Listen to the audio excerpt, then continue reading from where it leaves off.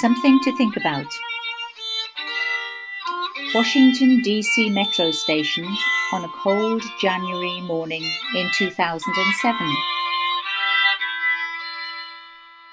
The man with the violin played 6 Bach pieces for about 45 minutes.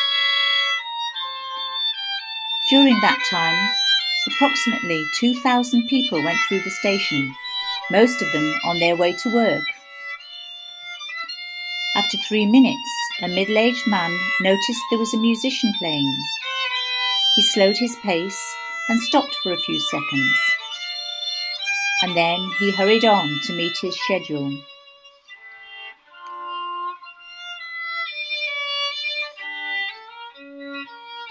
Four minutes later,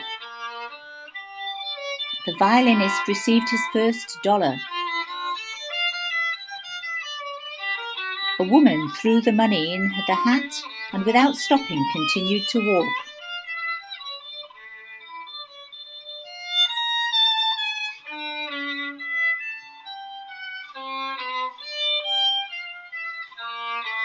"6 minutes. A young man leaned against the wall to listen. Then he looked at his watch and he started to walk again.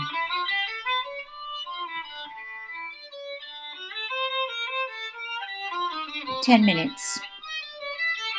A 3-year-old boy stopped, but his mother tugged him along hurriedly.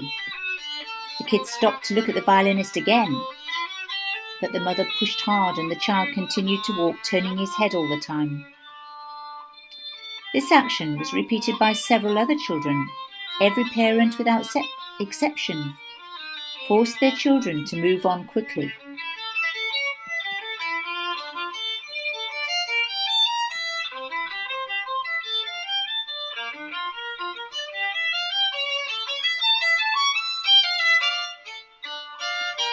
"45 minutes. The musician played continuously.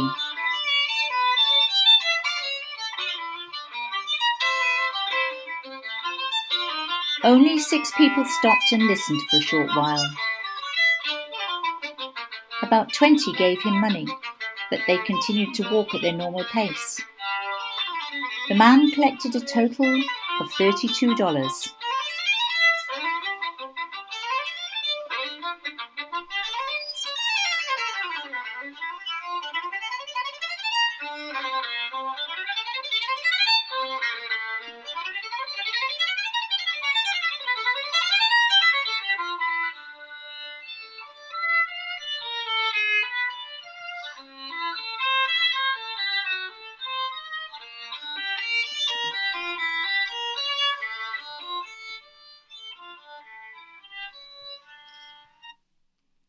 "1 hour.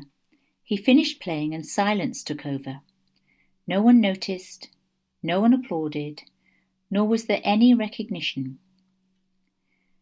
No one knew this, but the violinist was Joshua Bell, one of the greatest musicians in the world. He played one of the most intricate pieces ever written with a violin worth $3.5 million.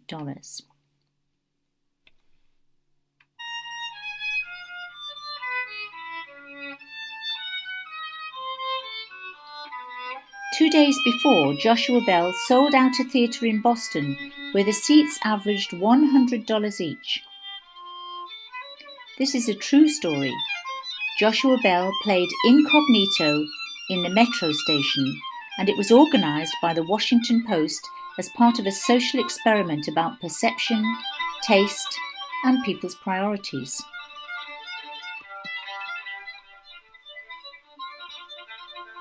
The questions raised. In a commonplace environment, at an inappropriate hour, do we perceive beauty?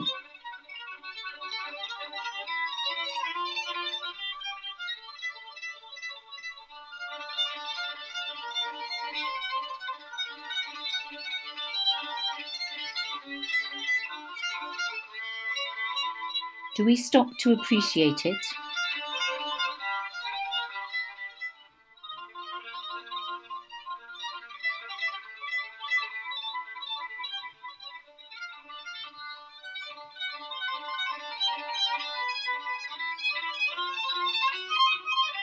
Do we recognise talent in an unexpected context?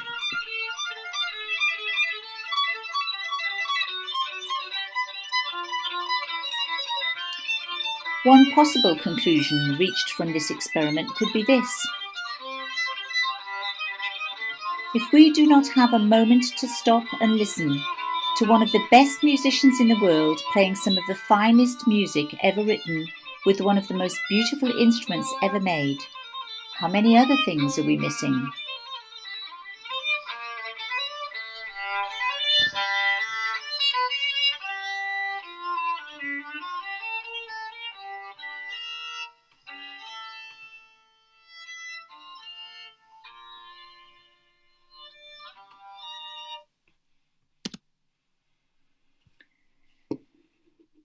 So, appreciative inquiry.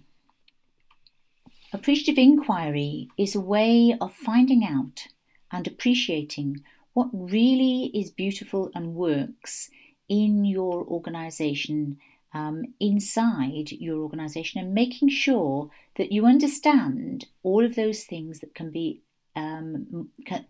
amplified and that you can do more of. But it's a little bit more than that. It has a 4-dimensional cycle, the 4D cycle of 4 dimensions. And in the middle of this 4D cycle, you have a topic which is stated in the affirmative, known as an affirmative topic choice. That could be something like great leadership, or it could be something like everybody empowered to do their job, or it could be something like everybody enthused and empowered to build a great brand. A topic that's actually stated in the affirmative in some way, whatever it is that you're trying to look for. It may be something to do with fantastic production. It may be something to do with excellent customer service, whatever it is that you're trying to inquire about at the moment, that you're trying to build at the moment. And the first part of the 4-dimensional cycle is a discovery part, to look at what do we have here already that we really don't want to lose? What gives life to this topic in this organisation? So if it's something like excellent leadership, great leadership, what is it about the leadership that you can already appreciate and already really look to and build upon? What is the best of what is already here at the moment? And the second part of this 4-dimensional cycle is to dream what might be. If we made this even better, if we built on it, what might be? What is the world calling for from us at the moment? What would be the results if we really built on this topic at the moment? Let's say it's great leadership that we're building on.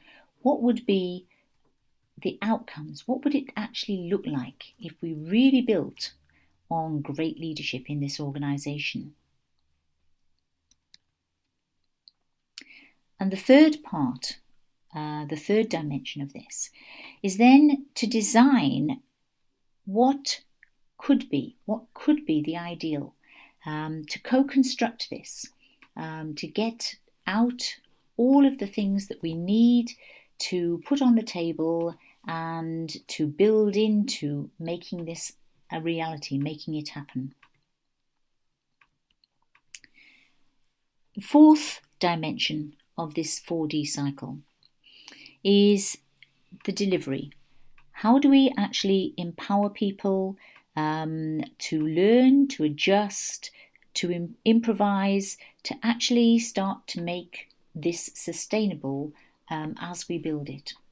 Now, this 4D cycle is always written as if it's flat like this, but it's actually 4-dimensional. It's all occurring all at the same time.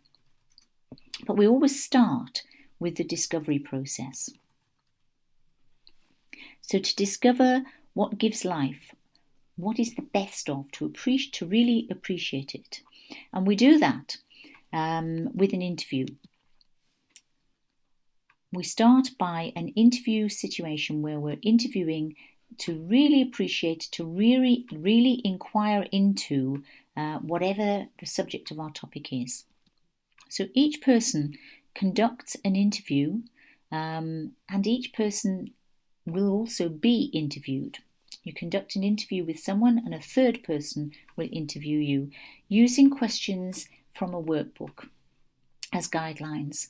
If you look in your resources, you'll find guidelines for how to actually write these workbooks around the topic that you are appreciating and inquiring about. There are a few samples of workbooks in there and some ideas of how you go about putting the questions in there. These would be open questions. Now, as you choose who you're going to interview, you need to select somebody that you don't know too well, somebody that you don't work with on a regular basis, somebody that you will learn from. You don't want to be interviewing your best mate that you work with all the time, who you discuss things with all the time and you know a lot about already, because you're looking for new ideas, new appreciations, new inquiries. So select somebody that you don't work with, or even better, somebody that you don't know at all. Bring along your workbook and a pen or a pencil.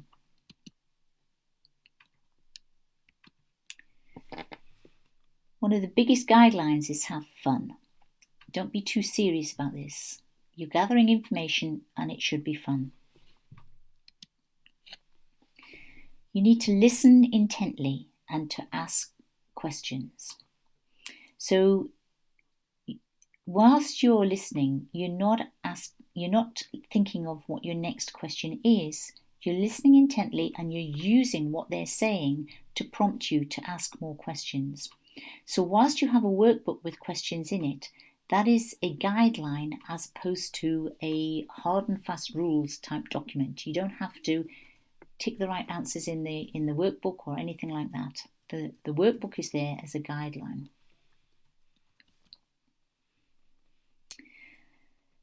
You're asking questions and listening intently in order to try to understand the behaviours and values that are coming out underneath the topic, underneath what would be best building that topic. So you're using active listening techniques. You're listening carefully, you're inquiring further, you're asking what else? What else about that thing that the person just said? You're asking for them to explain themselves in greater detail. You're asking for them to tell you more detail.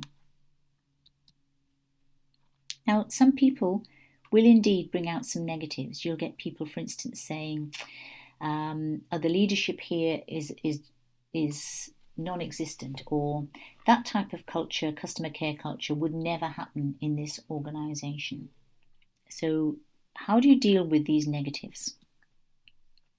By all means, listen. And listen empathically. Listen for what is there underneath this.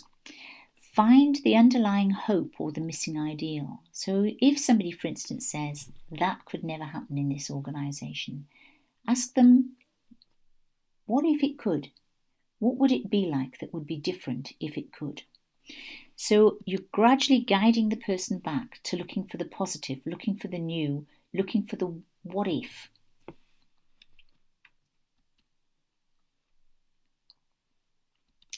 So all the time you're listening and following the conversation. Follow me, follow the conversation. I sometimes say it's a little bit like wearing a jumper and you've got a knitted jumper, you've got a loose thread in the cuff, and you pull on that loose thread and you start to wind it into a ball, and it gradually unravels and unravels and unravels and unwinds and unwinds, and you can gradually unravel the whole sleeve, maybe even the whole jumper, by keeping on pulling on the thread. So as people say things that spark your curiosity, unravel that, pull on the thread, ask for more detail. Look for stories. Ask who. Ask what was that? What was that happened? Ask when. When did that happen? In what circumstances did it happen? Where did it happen? Why did it happen? How did it happen? And all the time, take really good notes of the stories and look for, what do you find most compelling? What really made you sit up and listen? What really spoke to you in the whole of the conversation? Now, as I said, this 4D cycle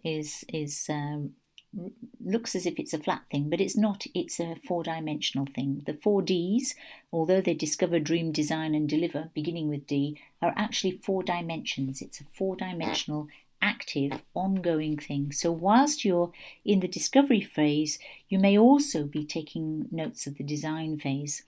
As you're in the design, you may be discovering new things. As you're delivering, you may be still dreaming.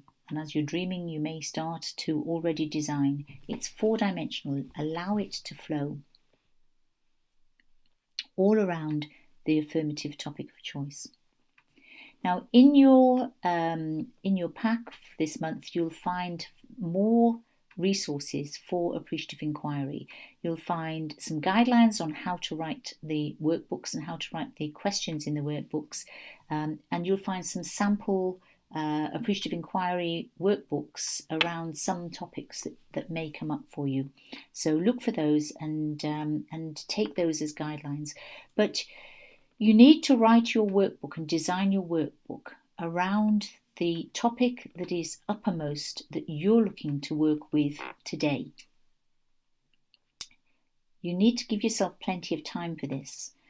People need to be able to tell their stories, so don't skimp on time for this.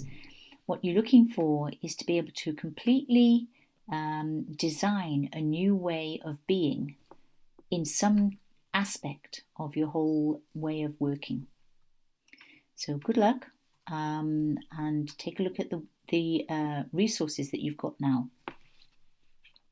Bye for now.